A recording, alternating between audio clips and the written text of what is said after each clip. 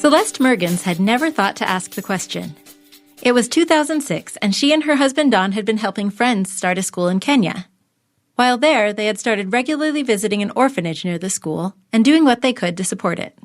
Then they found out that ethnic violence had intensified in Kenya, increasing the population of the orphanage from 420 to 1,400 children.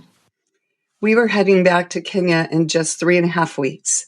And we had been doing everything we could to scramble to get all the resources we could for them. And then I get a call that they are completely out of food, and they had been for 2 days. I wanted nothing more than to help the kids have what they needed. I hit my knees right then, and I pled for a solution. And I didn't get an answer, not even a bad answer. And I kept pleading. I pled still as I fell asleep. So imagine my surprise when I wake up at 2:30 in the morning with it going through my head. Have you asked what the girls are doing for feminine hygiene? I literally gasped. I ran to the computer to email to ask, and I didn't expect an immediate answer back, but I got one. And all the email said was nothing. They wait in their rooms. They were sitting on pieces of cardboard for days. Celeste immediately began looking for solutions, and she eventually started asking the same question in other countries. She discovered that girls and women all around the world were missing days and weeks out of every year due to period poverty. Days of education, days of work, days of caring for their families. Celeste was determined to give them their days back. So in 2008, she started Days for Girls, a nonprofit organization dedicated to ending period poverty, advocating for menstrual health, and reaching every girl, everywhere, period. Welcome to the Why Magazine podcast, bringing you ideas, stories, and voices from Brigham Young University. I'm Whitney Singley Archibald, and today we get to talk to both Celeste Mergens, the founder of Days for Girls, and Tiffany Larson, the current CEO of Days for Girls, both of whom have a connection to BYU. Celeste attended BYU for a year before she had to leave to help her family, and Tiffany graduated from BYU with a degree in international studies. They're going to help us understand this issue of period poverty and how it affects women around the world. Then we'll talk about how Days for Girls is helping to solve this problem and what the rest of us can do to help. This episode is based on the article Reclaiming Days for Girls by Andrew Bay in the spring 2024 issue of Why Magazine. When Celeste Mergens first started supplying period products to the orphanage in Kenya, she thought it was an isolated problem. Honestly, I thought it was just that orphanage. It didn't occur to me that this was a global issue. And more people were reaching out, really thinking this wasn't a thing where they were. And again, I invited them to ask. And again, I would get a communication back. It's here too. What do we do? In fact, according to the UN, more than 500 million people worldwide live in period poverty, which means they lack access to supplies and education for menstrual health. That's 25% of women, including high and low-income countries and everywhere in between. This rate is so high that when I first told a friend about this statistic, I backpedaled, thinking I must have gotten it wrong, and I had to double-check. But no, 1 in 4 women across the world, including Celeste Mergens herself. She experienced both food and period poverty as a child and adolescent in the United States. It is everywhere that a family has to choose between food and hygiene, that a woman has to choose between fuel in her gas tank, going to an interview, or pads. Pads are not the winner. This lack of access to supplies means either improvising with makeshift solutions or just staying home like those girls in Kenya. Here's Tiffany Larson, the current CEO of Days for Girls. What we see worldwide is that girls are using whatever they can get their hands on because girls are innovative. They're going to figure something out. So what we see is that girls are using sometimes toilet paper. Sometimes they're using strips of cloth. Sometimes they're using mattress stuffing or feathers or corn husks or a flat rock. They're using trash. They're using pages torn out of books. They are using, I've seen cow dung dried and then used. What does that mean for a girl in her life? That means that she can't show up for those 5 days a month with confidence, with dignity, to engage in whatever she was going to do for those 5 days a month, whether she either can't attend school or whether she still can attend school, but she's really distracted because she's worried she's going to leak, that there's not wash facilities for her to change. She can't engage with sports or at work or caring for their families, that they can't show up fully or at all in the ways that they want to for those days a month. And so that is what period poverty is. Not only do women miss those days, they often also suffer isolation and social stigma every month. We see this showing up a lot of different ways. One of our offices is in Nepal, and one of the big cultural practices that they are working to address is something called chapati. And chapati is a long-standing cultural practice where women are considered impure when they're on their periods. And so they are expected to not be with their families. They need to go to menstrual huts during their period. And so I've seen those sometimes looking different ways, but it could be kind of like a cow shed. It could be kind of a crawl space under a house. It could be, I've seen them kind of like, it almost looks like a big birdhouse up on a platform, kind of a little bit of a makeshift roof over it, but they need to be away from their families or they will cast ill will and ill fortune on their families. And so every month, a girl needs to be in that chapati hut away from her family for 5 days a month. New mothers need to be there for 21 days after giving birth. And so there's all these different things in all these different countries, but at the core, it's that there's a barrier to equity, to women being able to show up in all the beautiful ways that women want and need to show up in the world. To compound the problem, many women around the world have not received even basic information about the menstrual cycle or reproduction. Here's Celeste Mergens. If you have never been taught this, how are you supposed to know? It's not written on the bottom of our foot. And worse, some cultures are teaching that you're untouchable, that something's wrong with you. And we get the gift of being able to say, actually, your body's amazing. And these are the facts, without any agenda, without anything but an invitation to celebrate our amazing bodies and recognize that some of the things that limit us that have been taught out there actually don't apply. This really hit home for Tiffany Larson when she met with a group of young adult women in Haiti. I think that they were in their very early 20s, maybe 21, 22. They had 5 or 6 kids each. And in the session, they learned then how babies are made. They didn't know before. And I mean, the lights coming into their eyes of like, wait, and then they're asking all these additional questions. So there's just so many different ways that when you have the knowledge of just very basic things about your body and what's happening, then all of a sudden you have the ability to have additional decision making. It's really beautiful. But back when she first started helping girls at the orphanage in Kenya, Celeste Mergens didn't know the full scope of the problem of period poverty, social stigma, and lack of education. Her first order of business was tackling the problem of sanitary supplies. My first thought was single-use disposable products because that's honestly all I knew.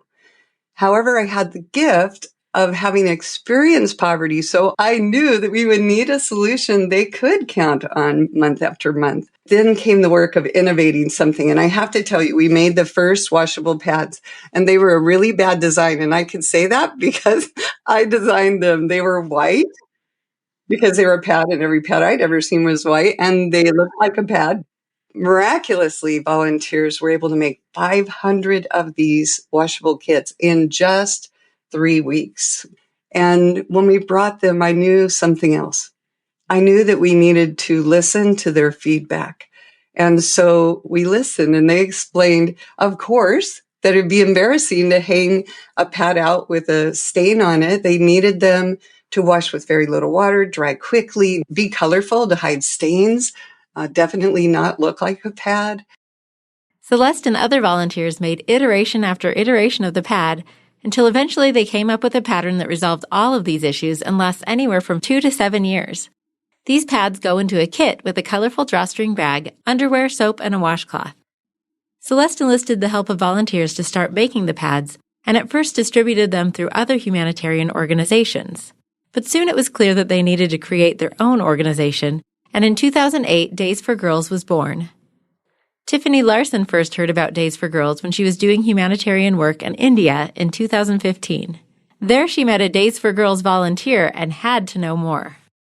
I said, wait, what are you doing? And I grabbed her and I just had this whole conversation trying to figure out, okay, how did I never realize that this was an issue? What are you doing? What is the approach? And that led me to looking into the organization further and then eventually to coming on board. I was really, really struck. There's a lot of factors about international development that I'm very passionate about. And I saw that if you're looking at education or food scarcity or economic empowerment or gender-based violence, there's all these things that go into international development.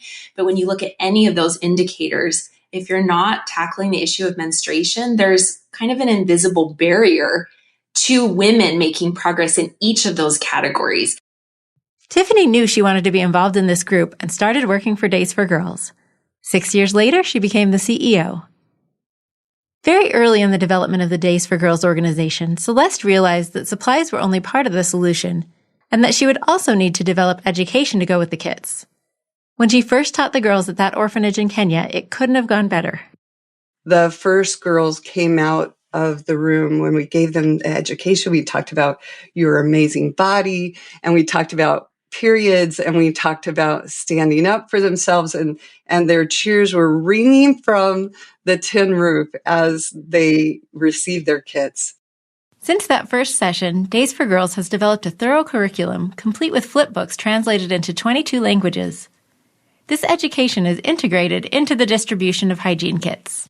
It takes about 90 minutes to do it fully, and we cover what menstrual health is, what menstruation is, like what is happening in your body. We talk about puberty. We talk about how babies are made. We talk about hygiene. We talk about protecting yourself from sex trafficking. We even teach self-defense.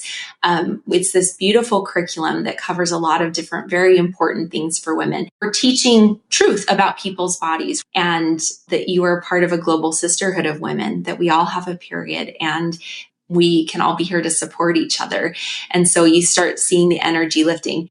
That self-defense component of the education has turned out to be very important for girls all over the world to help them stand up to exploitation. Here's Celeste.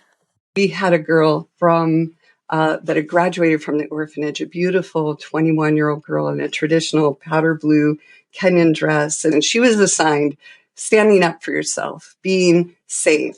And she came to the front of the room and she went, when a boy bother you, I tell you what to do. You tell him zip it. I said, just zip it.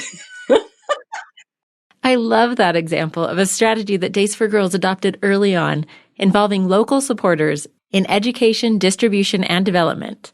This helps the organization understand gaps in education, overcome specific logistical hurdles, and also to understand local stigmas and cultural challenges. Of course, tackling stigmas like this are not without opposition. In fact, for a time, there was even a price on Celeste Mergens' head in Kenya. But the successes Celeste has seen have been worth the challenges.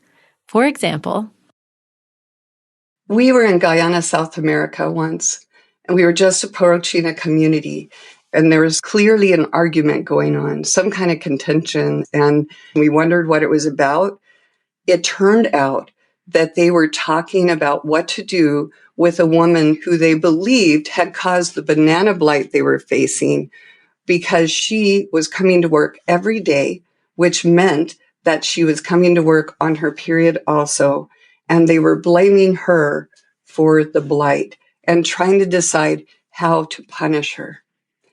We happened to be there like right then, and she was one of the women, along with others, who came and sat with us and talked about the education. She went on to become an ambassador of health in her community, teaching about what menstruation really is, how amazing our bodies are, making sure girls and women had what they needed for menstrual products.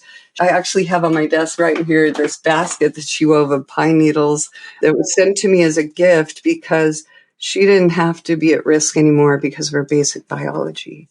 Days for Girls has made the quest for local leadership a key part of its organization, with what it calls its social enterprise program. The social enterprise program is beautiful, and it is a I would say it's almost like a nonprofit franchise model where we have women that are passionate about this issue in the countries where we're operating. And we teach business skills, livelihood skills, and then they become a Days for Girls business in their community. And so they will produce and sell Days for Girls washable pads. They will teach the Days for Girls menstrual health education, and they will do advocacy work. They are employing and creating job opportunities for people in their communities and reaching girls. So it's kind of, you're like doubling and tripling your ripple effect of support for the community. And so we have 90 social enterprises in 28 countries. That adds up to jobs for 451 people, 85% of whom are women. One moment that stands out to me is a woman in Ngulu, Uganda. She was doing Days for Girls as an enterprise, and I asked her, how has it been for you? Has it changed your life? What would you do differently? How is it working for you? And she said, people know who I am. They listen to me. My children go to school and we eat every day now that I am a Days for Girls leader. It struck me that I would expect her first comment to be, we eat every day, but it was people know who I am and they listen to me. She was no longer invisible. All over the world, we have watched women go to heroic measures once they know there's something they can do and that they can share the education and they can provide the solution again and again. They have made tremendous impact because they took their pain and turned it into a purpose they could hold all their own. But Celeste, Tiffany, and others at Days for Girls don't stop at these grassroots social enterprises. They understand that to truly make a lasting difference, they have to tackle bigger problems of government policy and advocate for lasting cultural change around issues of women's health.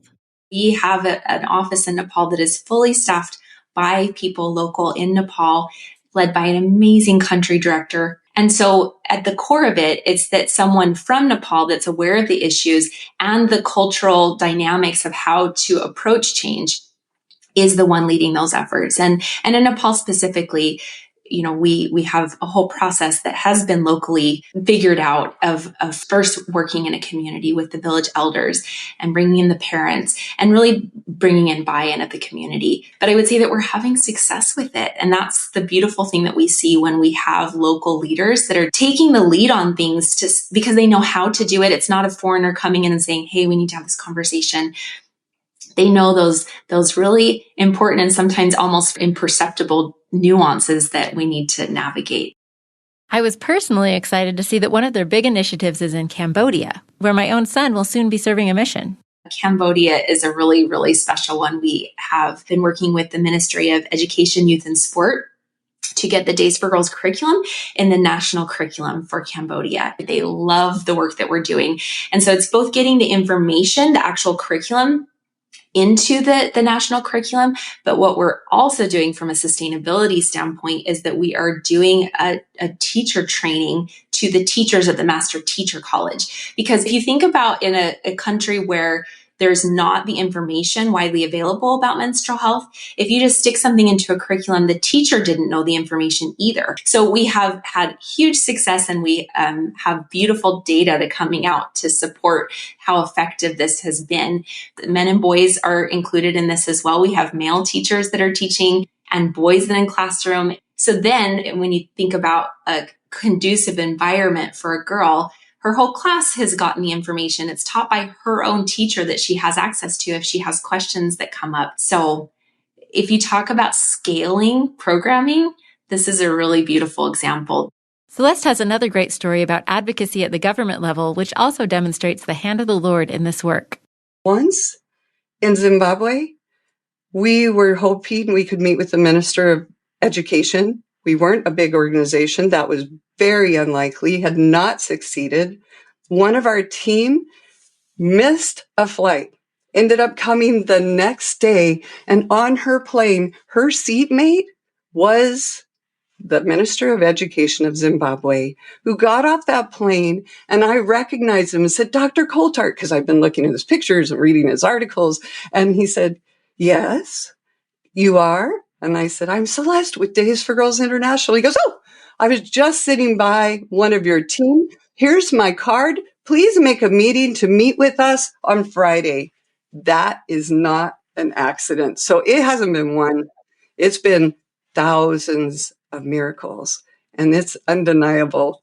Since Celeste articulated the goal for Days for Girls, reaching every girl, everywhere, period, Days for Girls has made a big dent in that ambitious goal, reaching 3.2 million girls in 145 countries on 6 continents. By now, you may be wondering what you can do to help. Well, I asked Tiffany that very question. I think that the world can be a really difficult place to sit back and watch a lot of things that are going on. It can be really discouraging and really like, oh, there's all these bad and awful things that are happening.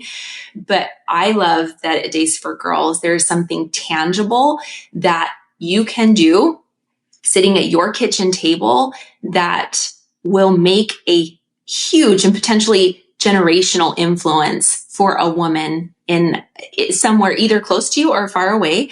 So a lot of what we're doing now is focused on disaster and refugee response. And so we have several collection points in the US where volunteers that are positioned within chapters and teams all over the US and other countries will sew the product and then send them into our collection points. They'll be sorted and quality checked and put into pallets. And then we have incredible partner organizations that we are working with that when disasters happen, then their staff have been trained to do the education. And so we're able to add menstrual health to disaster response because menstruation is an often overlooked part of a disaster happening. In the last year, we've been able to make sure that product is available in Ukraine, in Gaza, Morocco, Turkey, Syria, where there's these big issues that are happening. Menstruation should be the last thing that a woman is worrying about when there's this huge crisis that happens. You can find a local chapter and more information at daysforgirls.org.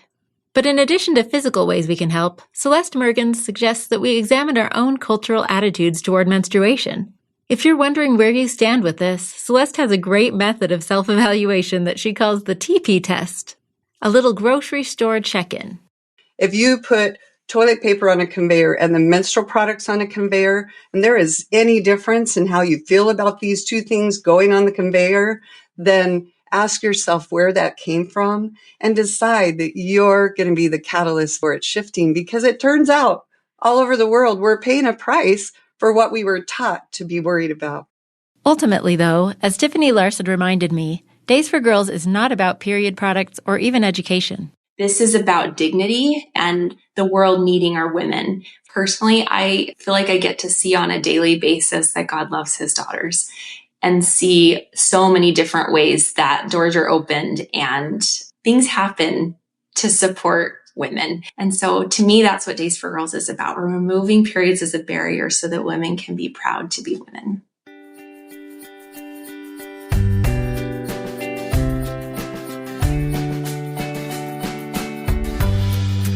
Thank you for listening to the Y Magazine podcast. If you enjoyed this episode, you'll probably also enjoy another episode about humanitarian outreach. Students engineer prosthetic solution for Ecuador. And we'd love it if you would tell your friends and family about the podcast so we can keep growing. This episode is based on the article Reclaiming Days for Girls by Andrew Bay in the spring 2024 issue of Y Magazine. It was produced by me, Whitney Archibald, with executive producer Brooklyn Romer. Original music, mixing, and mastering by Jarrett Davis.